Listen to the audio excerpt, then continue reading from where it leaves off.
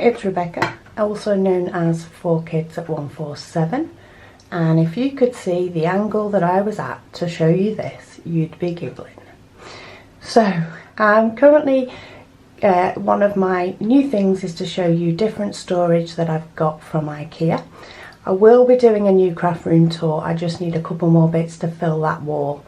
A couple of organisation. I'll show you how I've changed my craft room.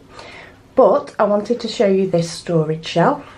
So this is from IKEA, as per the series, and this is £12. I won't attempt to say the name, but I will put it in the title and the description. But just to show you, this is quite thin, so I'm going to go a bit closer up now. It's quite thin in the fact, you know, it just sits against the wall, and it has these ropes across the front. So this is quite a new purchase for me. This is what I've got on it so far, but I'm sure there'll be many different uses. You could even possibly hook this onto the back of a door. If you've got a couple of those hooks that allows you to hook clothes on, you could probably hook this on the back of a door as well, but it's a good idea. So at the moment I have some texture paste and some liquid pearls at the top, followed by traveller's notebooks, followed by my little HP printer in its case, and then some threads, because my sewing machine normally just lives in front of this. And then the bottom one I have had empty because my sewing machine does live in the front. But for purposes, I thought I'd show you how you can actually store thickers and stuff in there, and it's got the full height. You could use this to display a few layouts.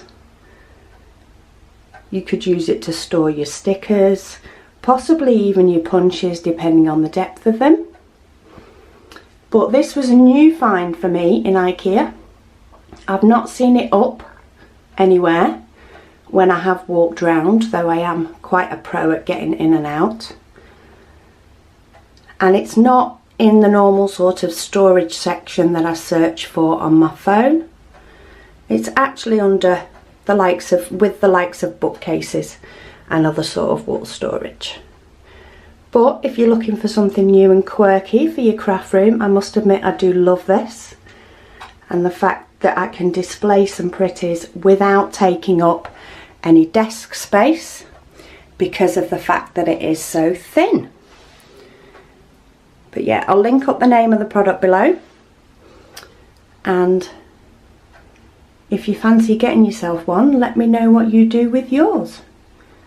So thanks for watching, and I'll speak to you all again soon.